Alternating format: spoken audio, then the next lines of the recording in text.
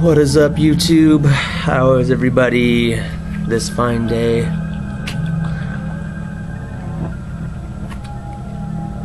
Good to hear. Today I want to review a collaboration album by the bands Nadja or Nadja and the band Ovo. I've never heard of the band Ovo before. From what I've read, I guess they're a noise rock band from Italy, and of course Nadja is a Canadian experimental drone ambient sludge duo from Canada, Canadians, Ontario. This album is called The Life and Death of a Wasp. It was released in 2010 on Broken Spine Records. It was recorded in Berlin. Yes. Nadja is always overseas playing shows. Aiden Baker's always over there. He's never in my neck of the woods putting on shows. Doesn't want me to see them live. I hate him. Anyway, this album is a concept album. It is experimental, avant-garde, it is droney, sludgy, it is crazy. The concept is, if you haven't guessed, about the life and death of a wasp. Not so much about his life, really, but more about how he flew into a sugar jar and got really high on sugar, and I guess maybe he got trapped in there at some point, and somebody put him in the coffee and he drowned in the coffee, and that was it. That was the concept of the album. I don't know. From what I've read about the album, the whole idea was both duos, Nadja and Ovo, take turns writing two songs, and then the other guys would finish their song for him, making this weird kind of crazy music that you get on this album. It's very, well, it's not so much avant-garde as it is very experimental. A pretty weird way to make music, just to record something and have someone else finish it for you.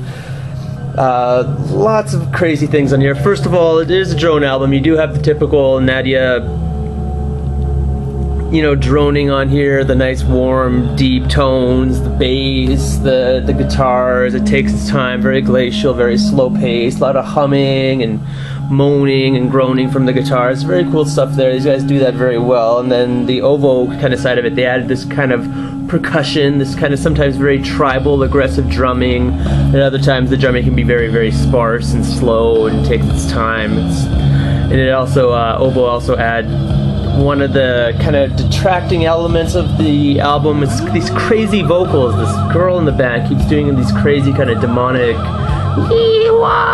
vocals, but I think as absurd as the vocals are, they're essential to the concept of the album because they kind of personify the Wasp pretty well. They're pretty, you know, all over the map, pretty chaotic, pretty spastic, pretty, you know, they're just, I don't know, very odd, very kind of insect-like, like an insect is humming and vibrating through the air, in and out, especially when the wasp gets in the sugar jar and it gets very aggressive because there are some shrieking and growling and stuff like that. It gets kind of angry. But it does kind of take away from the seriousness of the album. This album, if anything, is absolutely silly. It's crazy silly. But I don't know, there are good elements to it. I heard if you buy it on vinyl, you can get it on green vinyl if you get it on record, which is kind of cool. But, like, I don't know, it isn't serious. It is definitely very unique, very original. These guys did have some new ideas. They did take some risks. Didn't really pay off as well as they probably wanted to, but they're just, you know, being experimental guys, like, let's just do this, release a record. Yo, I'm in Nadja, I release 11 records a year, let's go. Hey, collaborate with you, I'll collaborate with you, let's do this, want to record like that, let's go to Berlin, let's go to Amsterdam, let's do all this shit. But it's guaranteed to raise some eyebrows. Very, very, very kind of absurd, crazy little album. It does have, you know, its moments of enjoyability. The last song is my favorite one. This album is 4 songs, 34 minutes long. The first 3 tracks kind of, you know, have some highlights, but there's too much of the crazy girl vocals to really take anything away from it of enjoyability. But the last track actually kind of redeems the album. It's a little slower. It's for the part where the fly dies. It's called Drowned in Coffee.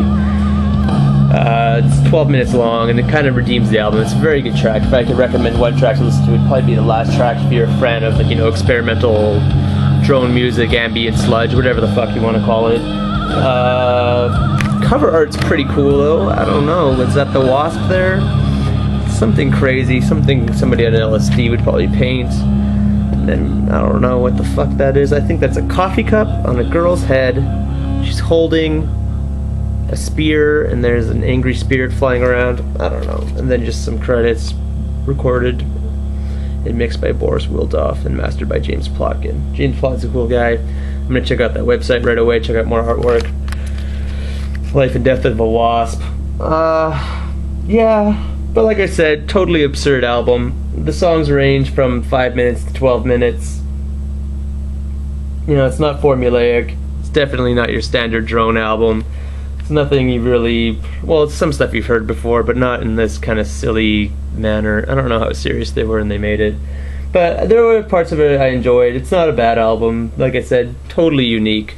Released in 2010 on Broken Spine Record, Life and Death of a Wasp, Nadja Ovo. I'd only recommend it to hardcore Nadja fans and, you know, drone fanatics and stuff like that, people who really like avant-garde experimental music.